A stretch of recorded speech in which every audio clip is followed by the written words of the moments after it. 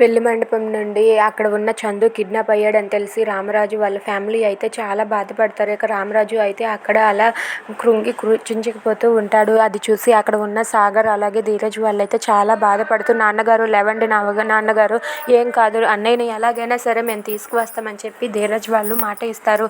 ఇంతలో చందుని అయితే కిడ్నాప్ చేసి అక్కడ ఉన్న విశ్వ అయితే కారులో తీసుకొని వెళ్తూ ఉంటాడు. ఇక చందు నోటికి గుడ్డ కట్టేసి కారులో ఎక్కించుకొని అక్కడ ఉన్న విశ్వ అయితే వెళ్తూ ఉంటాడు. విశ్వ అలా కారులో చందుని తీసుకుని వెళ్ళి ఒక చోటకి తీసుకుని వెళ్ళి చందుతో ఇలా అంటూ ఉంటాడు, మరి కొద్దిసేపట్లో మీ ఇల్లు శ్మశానం అవుతుందిరా, చూడు నువ్వు కానీ ఇలా వచ్చేసావని తెలిస్తే వాళ్ళు ఏమైపోతారో, అది కదా నాకు కావాల్సింది అని చెప్పి విశ్వ అనుకుంటూ ఉంటాడు. ఇక చందు అయితే నన్ను వదిలిపెట్టు అంటూ గట్టిగా అరుస్తూ ఉంటాడు. ఇక చందు అలా అరిచేసరికి అక్కడ ఉన్న విశ్వ మాత్రం వదిలిపెట్టడానిక నిన్ను తీసుకువచ్చింది, నిన్ను వదిలిపెట్టేదే లేదు అని చెప్పి అంటూ ఉంటాడు.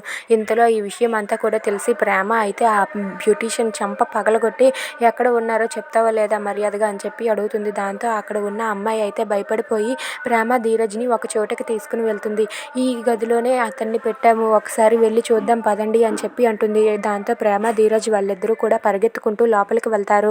వాళ్ళు పరిగెత్తుకుంటూ లోపలికి వెళ్ళి డోర్ని బద్దలు కొట్టి లోపలికి వెళ్తారు. చూసేసరికి అక్కడ చందు ఉండడు. చందుకు లేకపోయేసరికి వాళ్ళైతే కంగారు పడుతూ ఉంటారు. ఏంటి ఇక్కడ అన్నయ్య లేడు అని చెప్పి ధీరజ్ వెనక్కి తిరిగి ఆ అమ్మాయితో అంటూ ఉంటాడు. ఇంతలో ఆ అమ్మాయి అయితే వాళ్ళని లోపల పెట్టి డోర్ లాక్ చేసేస్తుంది. అది చూసి ప్రేమ ధీరజ్ ఒక్కసారిగా షాక్ అయిపోతారు. ఇక వాళ్ళైతే కంగారు పడుతూ ఏ డోర్ తీయు అంటూ వాళ్ళైతే అంటూ ఉంటారు. అయినా సరే ఆ అమ్మాయి అయితే ప్రేమ ధీరజ్ని అక్కడ వదిలేసి లాక్ చేసి వెళ్ళిపోతుంది. అది చూసి అక్కడ ఉన్న ప్రేమ ధీరజ్ అయితే కంగారు పడుతూ ఉంటారు.